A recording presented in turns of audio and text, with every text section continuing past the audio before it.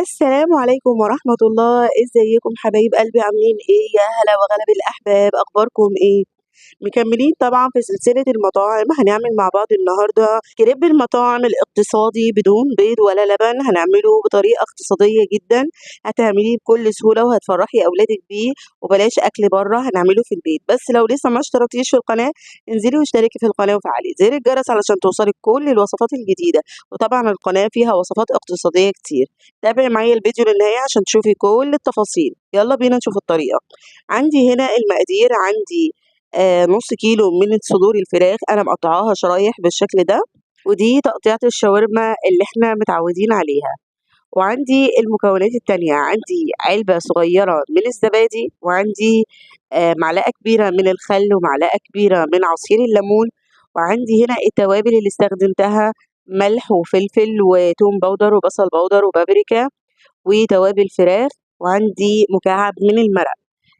قلّبي كل المكونات دي، شايفين أنا بانزل بكل المكونات مع بعض، تمام.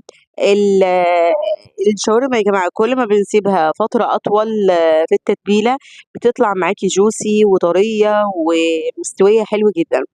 طبعًا التوابل دي بتاعتِك أنتِ، بس هي دي التوابل اللي أنا باحب أستخدمها في تتبيلة الشاورما. قلِّب كده كل المكونات دي مع بعض، وبعد كده هنسيبها ترتاح في التلاجة، أنا سِبتها حوالي ساعتين، يُفضّل لو أنتِ كمان عملتيها من بالليل بتكون النتيجة أفضل بكتير. آآ يعني ال الفراخ بتبقى دايبة معاكِ كده ومستوية خالص، بس أنا هنا عشان كنت مستعجلة يا دوب سِبتها حوالي ساعتين أو ساعتين ونُص في التلاجة. تعالوا بقى كده نغطّيها بكيس تلاجة شايفين، أو stretch wrap، وبعد كده دخّليها التلاجة وسيبيها ترتاح شوية. تعالوا بقى هنحضّر عجينة الكريب، ودي العجينة الاقتصادية واعتمديها في كل الكريب اللي هتعمليه.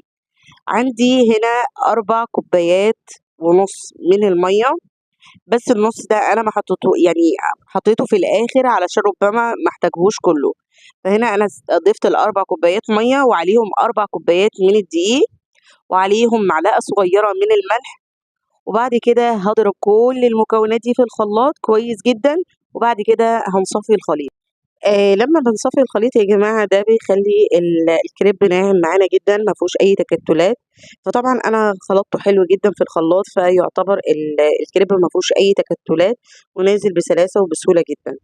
علشان الكريب يطلع ناجح معاكِ، اختبري الكريب كده بمعلقة وشوفي الكريب في ضهر المعلقة كده، لو إحنا عملنا خَط في النُص كده والخَط يعني بقي فاضل زي ما هو كده موجود، العجين ما نزلش على بعض، يبقى هو كده تمام وتقدري تشتغلي فيه بكل سهولة. هنسيب بس يرتاح حوالي 10 دقايق، وبعد كده عندي طاسة بتاعة الكريب، هنا الطاسة بتاعتي دي أنا استخدمتها مقاس 30، بتعمل حجم كبير معايا من الكريب. دهنة زيت كويسة كده، وبعد كده هابتدي أنزل بعجينة الكريب، شايفين بمنديل كده، وأعمل مسحة زيت خفيفة كده، خدوا بالكم علشان الطاسة بتبقى سخنة، يُفضّل تمسحي الطاسة قبل ما تحطيها على البوتاجاز. هانزل بقى بالخليط بتاع الكريب، شايفين هينزل معانا بكل سهولة، وابتدي حرّكي الطاسة كده عشان توزّعي فيها ال الكريب بالشكل ده. لو أنتِ عندِك العصاية بتاعة الكريب تقدري تستخدميها وتوزّعي العجين بتاع الكريب كده بسلاسة، طبعًا الناس أصحاب المحلات طبعًا بيشتغلوا بيها أفضل مننا، بس أهو بنحاول نشتغل بيها كده على قد ما نقدر. وزّعت كل المكونات بتاعة الكريب كده، ويُفضّل يا جماعة إن إحنا نسيب الكريب لغاية ما الجوانب بتاعة الطاسة تلاقي الكريب معاكِ كده فصل عن الطاسة. في الحالة دي تقدري تسحبي منها الكريب، شايفين أنا بالإسباتيولا كده باحاول أوسّع الكريب وأسحبه كده علشان خاطر ما يتقطعش معايا وابتدي أقلبه على الناحية التانية، ادّي له كده تقليبتين على الطاسة، ما تحاوليش تخلّيه يقعد فترة طويلة علشان الكريب ما ينشفش معاكِ ويفضل محتفظ بالطراوة بتاعته. وأظن إن العجينة بتاعة الكريب سهلة جدًا وتفاصيلها سهلة وواضحة قدّامنا في الفيديو، شايفين علشان أنا ريّحت العجينة شوية عمل معايا فقاعات كده وكأنه في خميرة. ترييح العجينة حلو جدًا، بتسهّل معاكِ العجينة تطلع طرية. هنخلّص كل الكمية اللي معانا، أنا عملت واحد تاني معاكم، تمام، شايفين أنا باوزّع كده الخليط بالطاسة. لو أنتِ بتعرفي تستخدمي العصاية بتاعة الكريب يبقى خلاص من الأول للآخر استخدمي العصاية. بعد ما بنخلّص كل كمية الكريب اللي معانا بنبتدي نحضّر الحشوة بتاعة الكريب.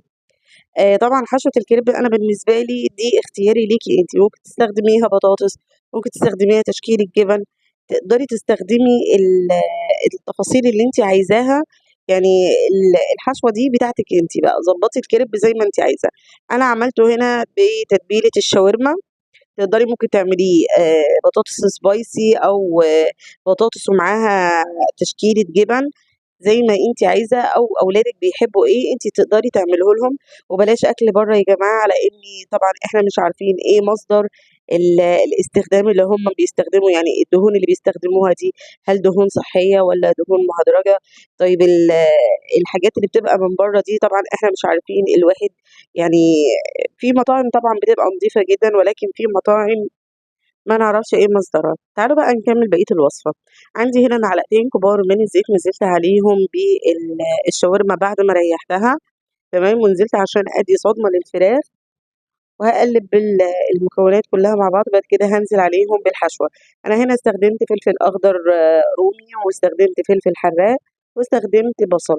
طبعًا الكميات دي حسب أنتِ في أولادِك، يعني أنا بنتي مثلًا مش بتحب البصل والحاجات دي، فأنتِ براحتك بقى. الحشوة اللي في النُص دي أنتِ بتاعتِك أنتِ، ممكن تستخدمي فلفل ألوان، فلفل أخضر، الحشوة الموجودة عندِك، ما توقّفيش نفسِك عند حاجة معيّنة.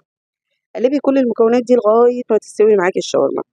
أنا هنا الكمية اللي عملت معايا 6 رغيفة من الشاورما، تمام. الحجم طبعًا بتاع الرغيف كبير مش صغير. طبعًا أدي استوت معايا الشاورما، هنبتدي بقى نحشي الكريب. طبعًا أنا هنا هابدأ أتني الكريب بالشكل ده، وابتدي أحط الحشوة. أنا هنا استخدمت جبنة موتزاريلا، ودي طبعًا الجبنة اللي إحنا حضّرناها مع بعض. لو لسه ما شُفتيش فيديو تحويل الجبنة القريش لجبنة موتزاريلا، أنا هاسيب لِك لينك الفيديو في صندوق الوصف. انزلي بقى بالحشوة، وابتدي هنا حُطّي الحاجات اللي أنتِ عايزاها. أنا هنا حطيت كاتشب ومايونيز، تقدري تحطّي كاتشب ومايونيز ومستردة، وبعد كده حطيت خيار مخلل، وبعد كده هاقفّل الكريب بالشكل المعتاد اللي إحنا متعودين عليه. طبعًا الخيار المخلل هنا أنا باقطّعه على شكل مكعبات، وبابتدي أوزّعه على الكريب. قفّلي كده بالشكل ده زي ما أنتم شايفين، ده الشكل الاعتيادي اللي إحنا متعودين عليه للكريب. هنحطّهم بقى في طاسة وندّي لهم لون حلو كده أهو بعد ما خلاص خلّصنا الكريب. شايفين اللهم بارك، بجد والله يا جماعة أحلى من بتاع المطاعم، وعاملينه بإيدينا في البيت، وأكل صحّي أنتِ عاملاه لأولادِك، فبلاش نشتري الأكل من برّه. لو أنتِ وصلتِ بقى معايا لنهاية الفيديو ما تنسيش اللايك والشير والاشتراك في القناة، وتفعيل زر الجرس عشان توصلِك كل الوصفات الجديدة. طبعًا هنا الكريب أنا هنا عملت شكل كده وكإنه من المطعم علشان أولادنا يحبوه، يعني حاولي كده تزيّني لهم الشكل علشان طبعًا العين بتاكل قبل البُق. أو أنا هنا استخدمت الورق ده اللي بتستخدموه، يعني اللي بيستخدموه بتوع الكريب بيحطّوا فيه الساندوتشات. أسيبكم في رعاية الله وأقول لكم سلام عليكم.